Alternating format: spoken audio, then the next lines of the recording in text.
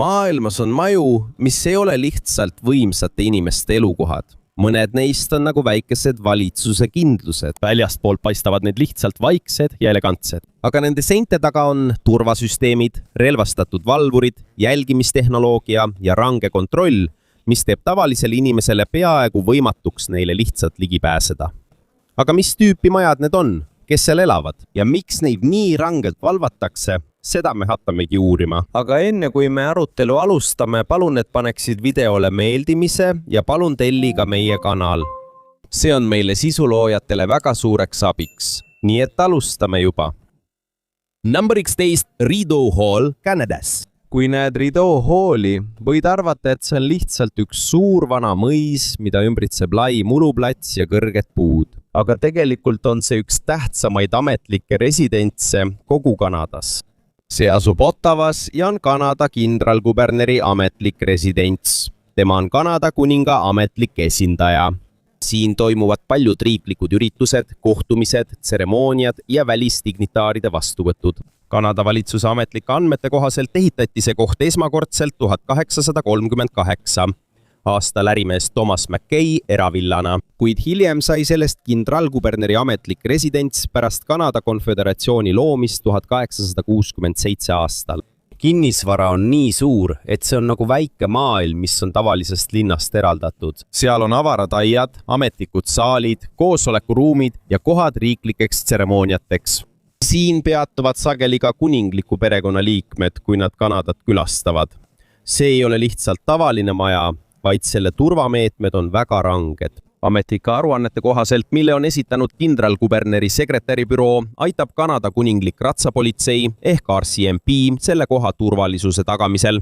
Nad vastutavad ka kaitseteenuste eest tähtsatele külalistele ja ametnikele.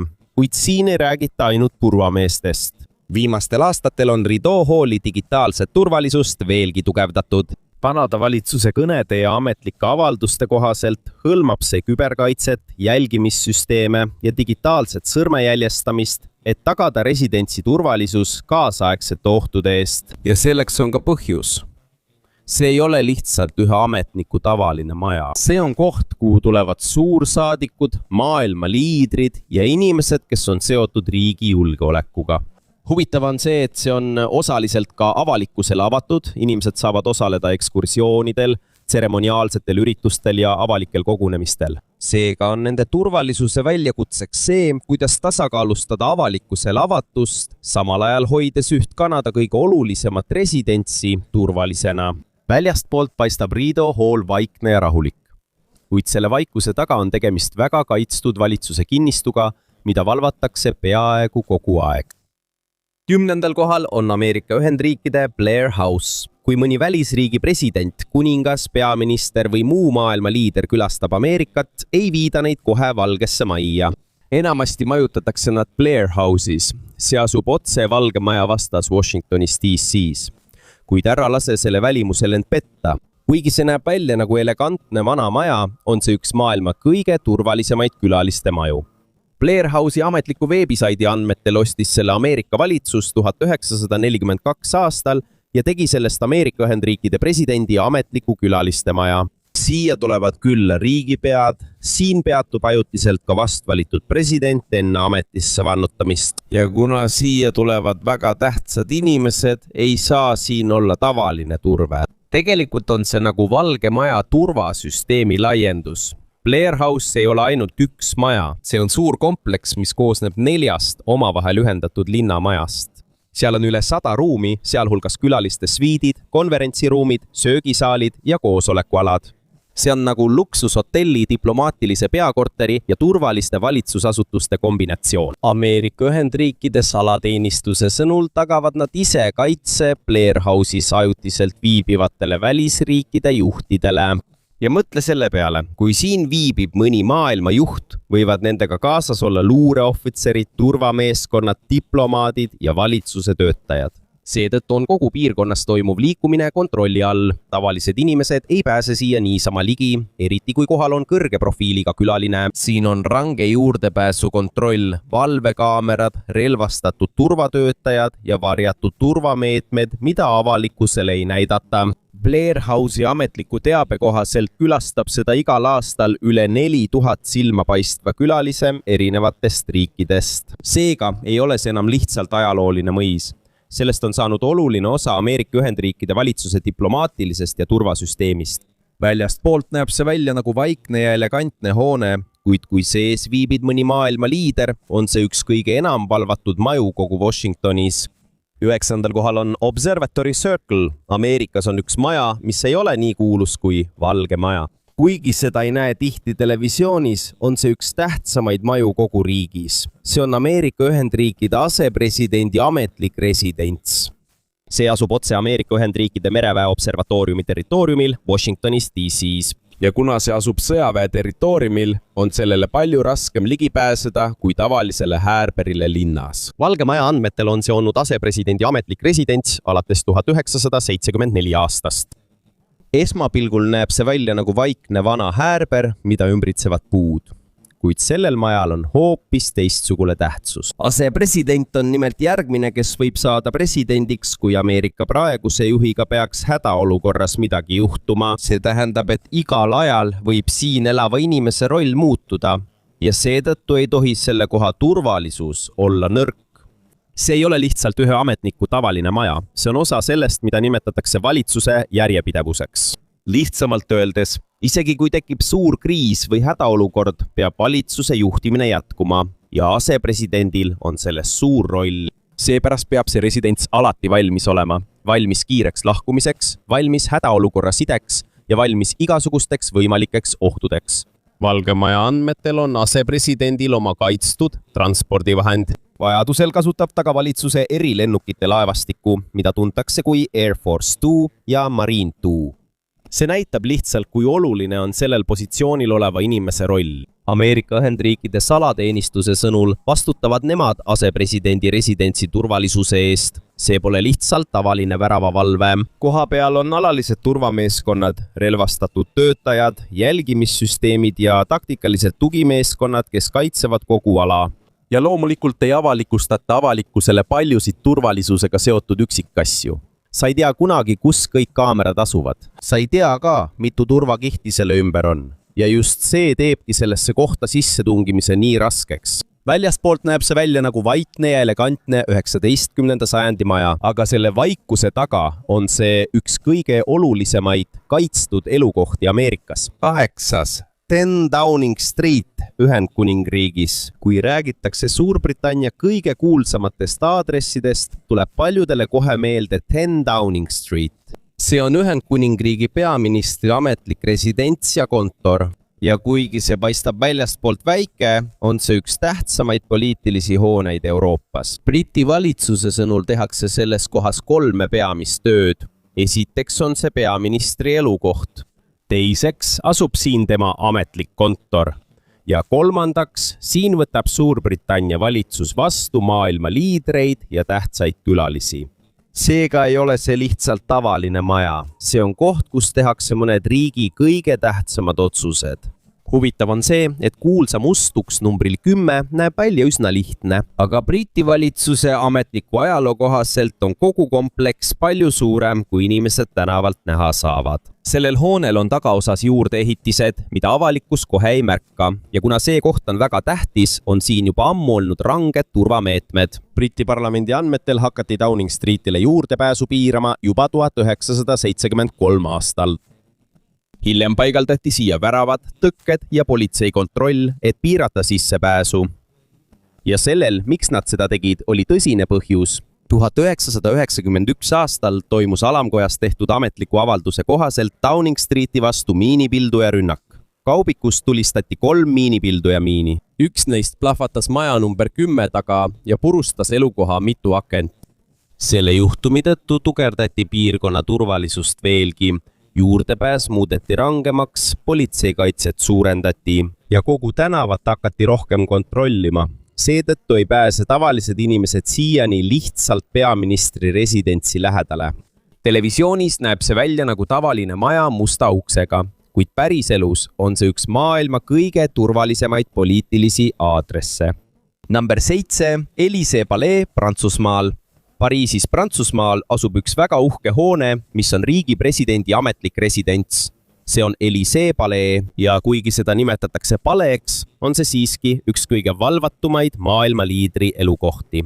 Prantsuse presidendiameti ametliku veebisaidi andmetel on presidendi kaitsmiseks aastaringselt määratud alalised sõjaväe- ja julgeolekujõud. Selle hulka kuulub ka vabariiklik kaardivägi, eriline sõjaväeüksus, mis on juba pikka aega vastutanud oluliste paikade ja ametnike valve eest Prantsusmaal. Need ei ole lihtsalt tseremoniaalsed valvurid, kes seisavad pildi jaoks. Tegemist on tõeliste julgeolekujõududega. Prantsuse valitsuse ametliku teabe kohaselt on presidendi julgeolekuoperatsioonidega seotud üle 200 sõjaväeohvitseri. Nemad aitavad valvata paleed, personali ja presidenti ennast. On olemas ka lähikaitsemeeskonnad, kes on alati valmis presidenti ja esileediga kaasa minema, kuhu iganes nad lähevad.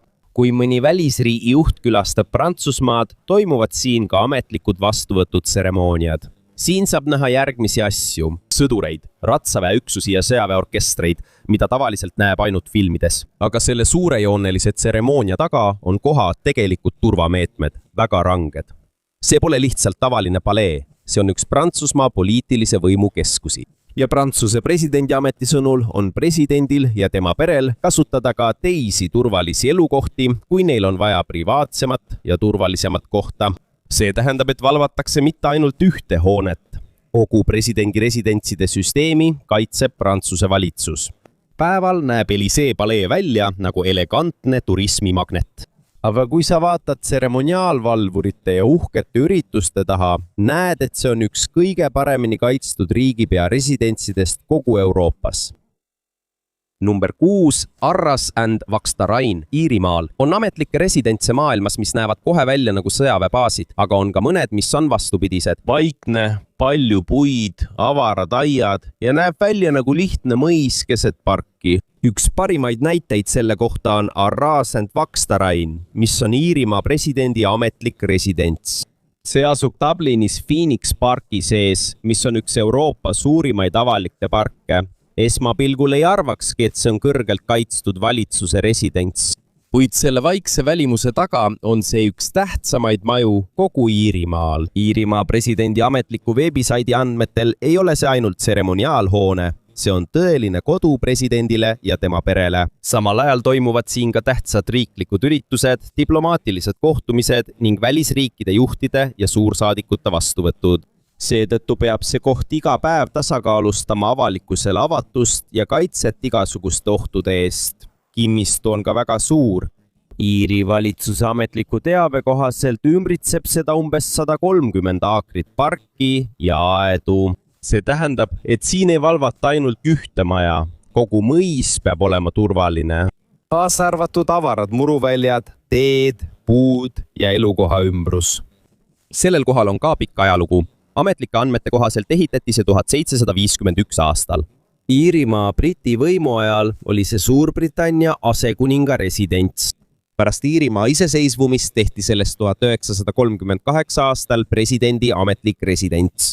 Seega, lisaks sellele, et see on presidendi kodu, on see ka oluline osa riigi ajaloost. Ja kuigi mõnikord korraldatakse avalikke ekskursioone, ei tähenda see, et siia lihtsalt niisama sisse pääseb. Ametlike külastajate juhiste kohaselt on külastajatel vaja kehtivat isikut tõendavat dokumenti enne sisenemist.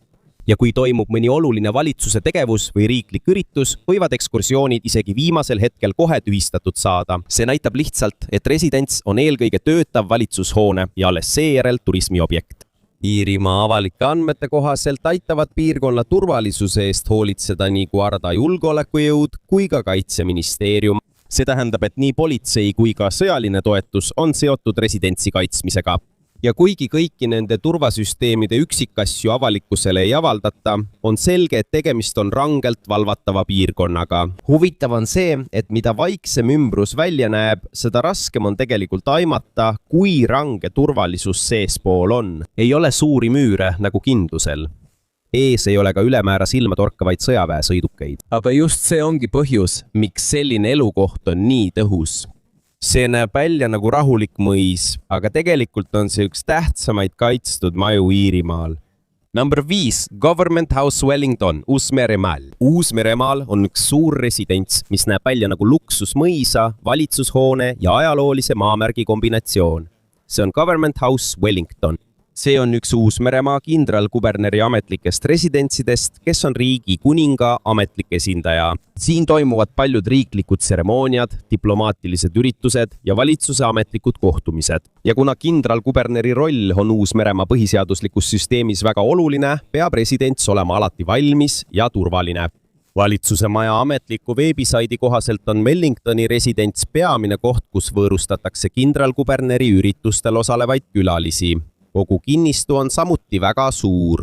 Seal on külaliskorterid, kontorid, pallisaal, suured aiad ja erinevad alad ametlike ürituste jaoks. Lihtsalt öeldes ei ole see lihtsalt elumaja, see on riiklik tööresidents. Ja kuna siin käib palju väga tähtsaid inimesi, on ka turvalisus väga range. Uus-Meremaa politsei sõnul on neil kõrgete ametiisikute kaitseteenistus, mis on määratud kaitsma riigi kindralkuberneri ja peaministrit. See tähendab, et turvalisus on püsiv osa operatsioonist. Seda ei tehta ainult hädaolukorras. See on igapäevaselt osa residentsisüsteemist.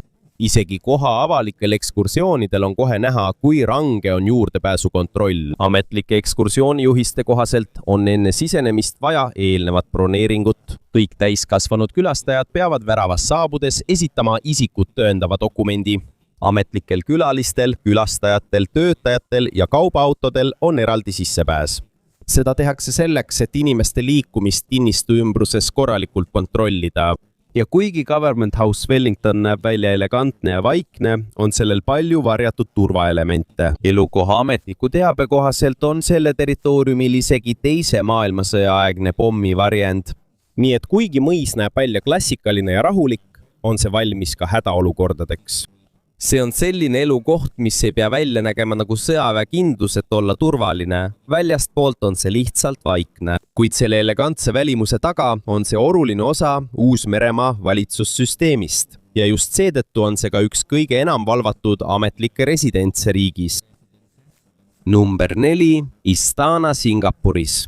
Ühe Aasia kõige tihedama ja moodsama linna südames on koht, mis näib olevat eraldatud kogu linna mürast. See on Singapuri Istana. See on väga suur presidendikompleks, mis toimib riigi presidendi ametliku residentsina, kuid sellega ei ole seotud ainult president.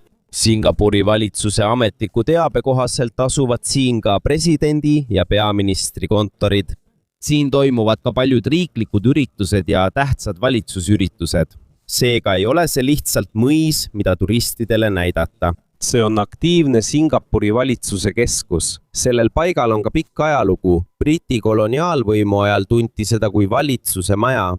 Kuid pärast seda, kui Singapur sai 1959 aastal siseomavalitsuse, sai sellest ametlikult The Istana. Ja siiani on see üks tähtsamaid valitsuse kinnistuid riigis.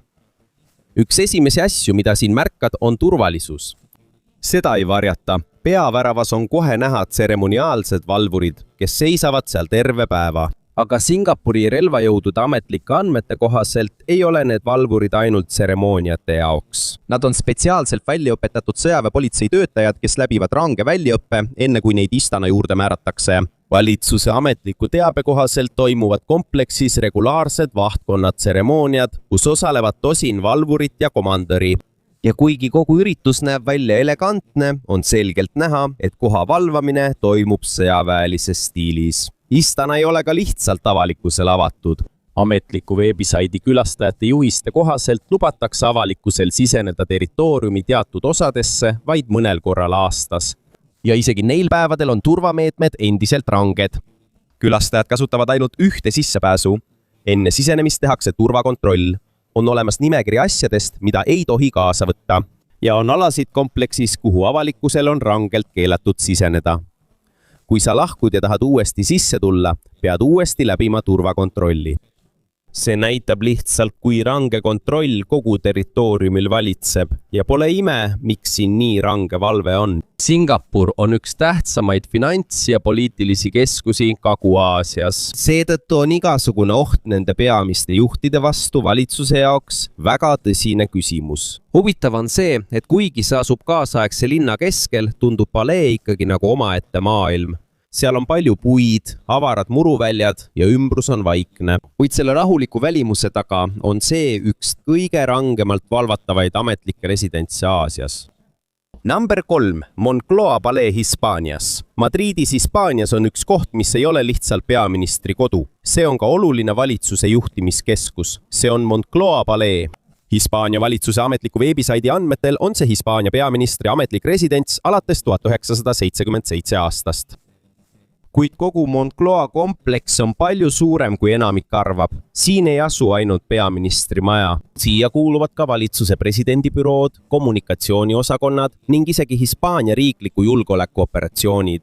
Lihtsamalt öeldes on see nagu valitsuse süda. See on kombinatsioon majast, kontorist ja valitsuse juhtimiskeskusest. Ja kuna siin tehakse nii palju tähtsat tööd, on loomulik, et turvameetmed on väga ranged. Hispaania valitsuse ametlike avalduste kohaselt on Moncloa kompleksis spetsiaalne turvajuhtimiskeskus. Selle ülesanne on jälgida kogu kompleksi ja koordineerida turvaprotokolle peaministri jaoks. See tähendab, et siin ei ole lihtsalt tavalised turvamehed. Kogu sellel alal on omaenda turvainfrastruktuur. Kui ühe elukoha turvalisus jõuab sellisele tasemele, siis ei ole see enam tavaline häärber. See on nagu väike valitsuse kampus. Inimeste liikumine on kontrollitud, on turvatud alasid. Ja ümbrust jälgitakse väga rangelt. On ka juhuseid, kus Moncloa mõnesse ossa lubatakse piiratud avalikke ekskursioone. Aga Hispaania valitsuse ametliku programmi kohaselt tehakse seda ainult päevadel, mil ei toimu olulisi riiklikke üritusi ega valitsuse koosolekuid. See tähendab, et kogu ligipääs on endiselt kontrolli all. Kuigi avalikust mõnikord sisse lastakse, tehakse seda range ajakava ja turvareeglite alusel. Ja just see ongi üks suurimaid märke, et tegemist on tõsiselt kaitstud elukohaga. Väljastpoolt näeb see välja nagu vaikne ja elegantne valitsuse kompleks, aga seespool on see üks tähtsamaid poliitilise võimu keskusi Hispaanias. Ja just sellepärast on see ka üks enim valvatud maailma liidri elukohti Euroopas. Number 2. Palacio da Alvorada Brasiilias on ametlikke residentse, mis näevad juba esmapilgul välja nagu kindlus. Kõrged müürid, palju rauda ja on kohe näha, et turvameetmed on ranged. Aga Palacio da Alvorada Brasiilias on vastupidine. Esmapilgul tundub see väga avatud ja elegantne. See näeb välja nagu moodne luksusmõis, mis on suunatud vee poole. Aga ära lase selle vaiksel ja ilusal välimusel end petta. See on üks tähtsamaid presidendi residentse Lõuna-Ameerikas. See on Brasiilia presidendi ametlik residents. See asub Brasiilias, riigi pealinnas. Brasiilia valitsuse ametliku veebisaidi andmetel on see esimene suur kiviehitis, mis linnas ehitati pärast seda, kui Brasiilia määrati Brasiilia uueks pealinnaks. See on ka üks maailma kuulsamaid moodsa arhitektuuri hooneid. Selle projekteeris tuntud arhitekt Oskar Niemeyer. Hoone tunneb kohe ära tänu pikkadele valgetele sammastele ja ainulaadsele moodsale disainile. Kuigi arhitektuur tundub avatud ja valgusküllane, on selle ümbruses väga range turvalisus. Brasiilia institutsionaalse julgeolekuameti ametliku teabe kohaselt on olemas spetsiaalne turvastruktuur, mis vastutab presidendi paleede ning presidendi ja asepresidendi residentside kaitse eest. See tähendab, et see ei ole lihtsalt mõis, mille väravas on valvurid. See on osa kogu riigi suuremast presidendi turvasüsteemist. See hõlmab ka valvepidamist igasuguste ohtude või võimalike rünnakute vastu. Ja isegi kui valitsus ei avalda kogu turvainfot, on selge, et kogu kompleks on püsivalt kaitstud. Mõnel ametlikul üritusel võib näha ka tseremoniaalseid valvureid. Brasiilia valitsuse sõnul kuuluvad siia presidendi kaardiväe pataljon ja teised sõjaväeüksused, kes vastutavad presidendi paleedes toimuvate vahtkonnavahetuse tseremooniate eest. Aga see ei ole lihtsalt turistidele mõeldud etendus. See on tegelikult osa päris julgeolekuoperatsioonidest. Kuigi palee peegeldus vees näeb ilus ja rahulik välja, on selle taga peidus terve kaitsesüsteem. Ja kuna see on Brasiilia presidendi kodu, ei tohi seda kohta niisama läheneda ega sinna siseneda. See näeb välja nagu elegantne, moodne häärber, kuid tegelikult on see üks kõige rangemalt valvatavaid maju Lõuna-Ameerikas. Number 1. Rashtrapati Bhavan Indias. Kui näed Rashtrapati Bhavanit, siis see ei tundu enam tavalise majana. See näeb välja nagu omaette väike linn. Ja kuna see on nii suur, on raske uskuda, et see on lihtsalt India presidendi ametlik residents. India valitsuse ametliku veebisaidi andmetel on kogu kinnistu pindala ligikaudu 330 aakrit. peahoones endas on üle 340 toa 4 korrusel. Teisisõnu, see ei ole tavaline presidendi häärber. See on tohutu suur valitsuse kinnistu India pealinna südames. See asub Raisina mäel New Delhis. Ja kuna siin elab India president, on see üks tähtsamaid ja enim kaitstud paiku kogu riigis. Sellel kohal on ka pikk ajalugu. Selle ehitamine algas 1912 aastal, pärast seda, kui Briti impeerium viis Briti-India pealinna Kolkatast Delhisse. Hoone valmis 1929.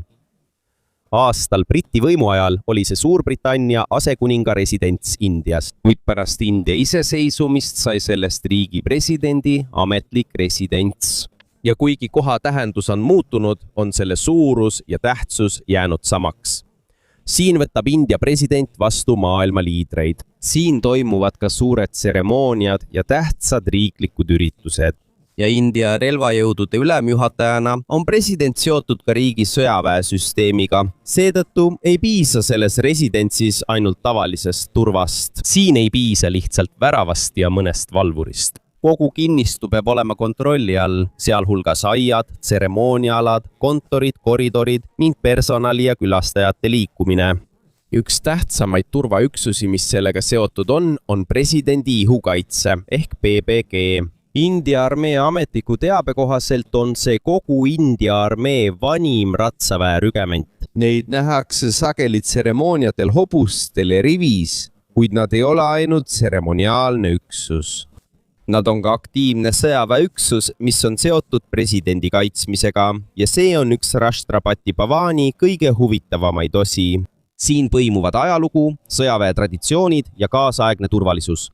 Telleris ja piltidel näed sa uhket arhitektuuri ja avaraid aedu, kuid selle elegantse välimuse taga on tegemist väga kontrollitud valitsuskompleksiga. Seal on range ligipääsusüsteem. Külastajatele on kehtestatud kindlad külastusajad. Ja on erinevaid alasid kinnistul, kuhu avalikkus niisama lihtsalt sisse ei pääse. India presidendi institutsiooni ametliku teabe kohaselt asub residentsis suur tööasutus. Siin ei ela ainult president. Koos töötajate, kontorite, dokumentide, riiklike tegevuste ja diplomaatiliste tegevustega. Seetõttu ei kaitse Rashtrapati Bhavan ainult inimesi. See kaitseb ka kogu India presidendi institutsiooni tegevust ja seetõttu on see üks enim valvatud maailma liidri residentsidest kogu Aasias.